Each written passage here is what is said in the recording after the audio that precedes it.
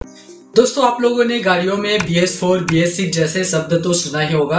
अगर BS4 की बात करें तो यह 2017 में आया था और गवर्नमेंट ने BS5 को स्किप करके सीधा BS6 लॉन्च कर दिया, जो कि 2020 में आया था। जय हिंद दोस्तों, मेरा नाम है भोजराज और आप सभी का मेरे चैनल में स्वागत है। इस वीडियो में हम भारत स्टेज एमिशन नॉर्म्स के बारे में जानेंगे कि यह क्या होता है और इसको गाड़ियों में कैसे अचीव किया जाता है।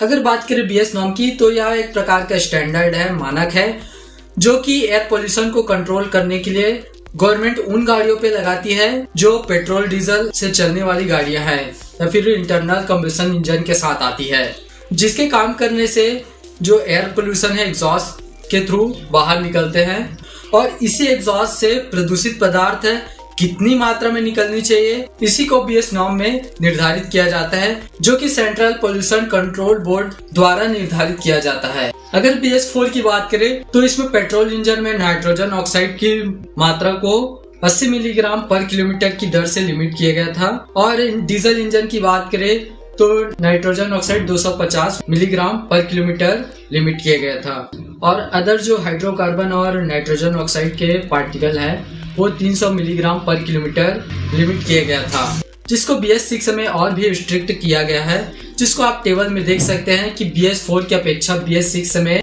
जो पर्टिकुलर मैटर है या फिर नाइट्रोजन ऑक्साइड हाइड्रोकार्बन की मात्रा को कितना लिमिट किया गया है। और अभी तो BS6 फेज 2 भी लॉन्च हुआ है, जिसमें सेकंड जनरेशन OBD सिस्टम होना अनिवार्य है। OBD सिस्टम मतलब ऑन बोर्ड डायग्नोसिस सिस्टम। इसको शॉर्ट फॉर्म में बताऊं तो यह एक इलेक्ट्रॉनिक सिस्टम है जो गाड़ियों में लगे मल्टीपल सेंसर से डेटा कलेक्ट करके अगर इंजन के किसी भी पार्ट में खराबी आती है तो वो डायग्नोस करके आपको अलर्ट कर देगा और यह बताएगा कि इंजन के किस पार्ट में खराबी है।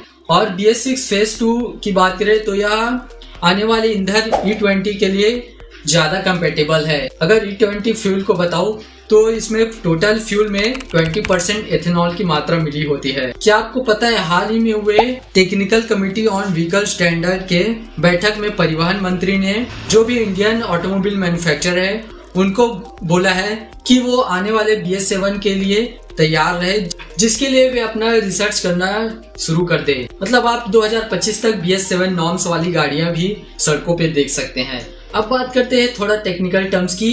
ऑटोमोबाइल मैन्युफैक्चरर इस सब को कैसे अचीव करती है, जो गाड़ियां हैं इतनी ही मात्रा में जो प्रदूषित गैस है उसको प्रोड्यूस करे।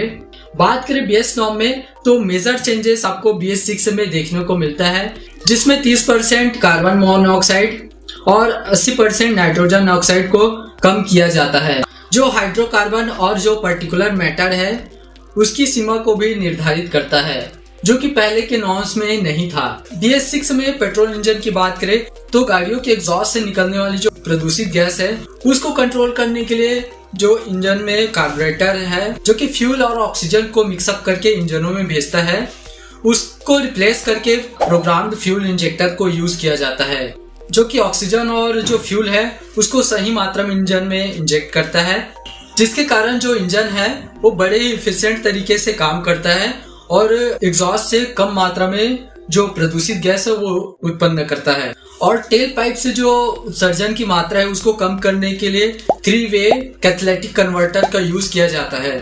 और साथ ही जैसे कि हमने बात किया BS6 में OBD सिस्टम को अनिवार्य है, वो भी इन सब को अच्छे से काम करने में मदद करती है।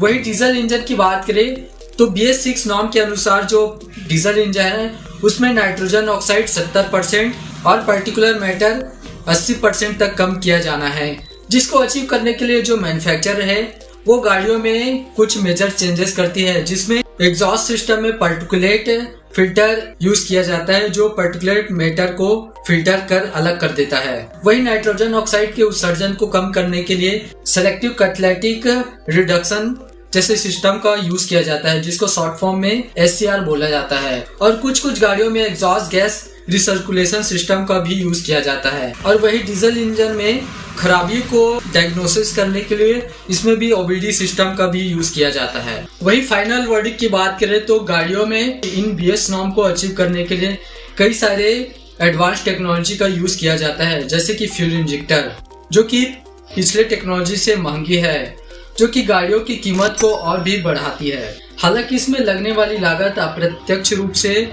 हमारे स्वास्थ्य के लिए अच्छी चीज है, क्योंकि इससे जो गाड़ियों से निकलने वाली जो प्रदूषण है उसकी मात्रा को कम किया जाता है। आई होप आपको BS नॉर्म के बारे में काफी जानकारी मिली होगी। दोस्तों, इस वीडियो में बस इतना ही। आपका BS6 नॉर्म के बारे में क्या राय है, आप नीचे कमेंट में जरूर बताइएगा। और BS नॉर्म से जुड़ी कोई भी सवाल हो वो भी आप कमेंट में बता सकते हैं। जय हिंद।